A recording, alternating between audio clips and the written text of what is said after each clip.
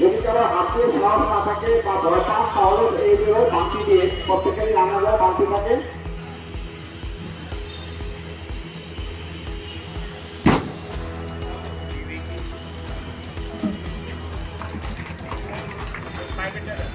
আর যদি কেউ বাঁধিতে আমরা এখন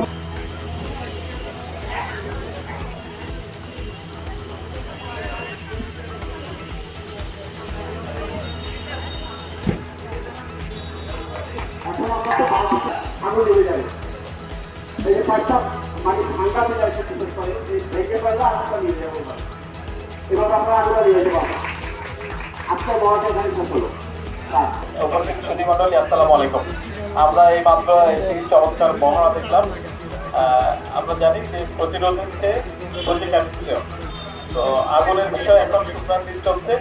আগুনের বিষয়ে আপনারা খুব সচেতন থাকবেন। আমরা জানি যে বিগত সময়গুলোতে আমাদের রামগতিতে বেশ কয়েকটি অগ্নিকাণ্ডের ঘটনা ঘটেছে এবং বেশ কিছু ক্ষয়ক্ষতি হয়েছে। আল্লাহর রহমতে কোনো প্রাণহানি না হলেও বেশ আর্থিক ক্ষয়ক্ষতি হয়েছে।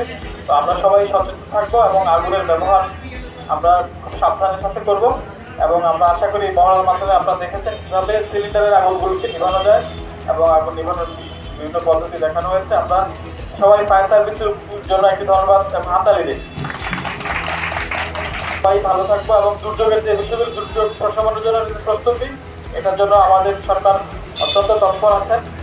সরকারের সাথে বিভিন্ন স্বেচ্ছাসেবী সংগঠন আজকে যারা এসেছেন, সিপিপি, রেসিস্ট্যান্স, বাংলাদেশ স্কাউটস থেকে শুরু করে বিভিন্ন রাজনৈতিক ও সামাজিক দলের নেতৃবৃন্দ, সরকারি দপ্তরের কর্মকর্তা কর্মচারীবৃন্দ এবং অন্যান্য যারা আজকে এসেছেন, তাদেরকে আমরা এই মহড়ায় অংশগ্রহণের জন্য ধন্যবাদ জানাচ্ছি এবং আমরা আশা করি আমরা সবাই মিলে দুর্যোগের প্রস্তুতি গ্রহণ করবো এবং দুর্যোগ দুর্বিপাকে একসাথে আমরা কাজ করবো যেন দুর্যোগের ক্ষয়ক্ষতি কমিয়ে আনা যায়। এই প্রত্যাশা ব্যক্ত করে আজকের এই মহড়া কার্যক্রমটি এখানে সমাপ্তি ঘোষণা করছি।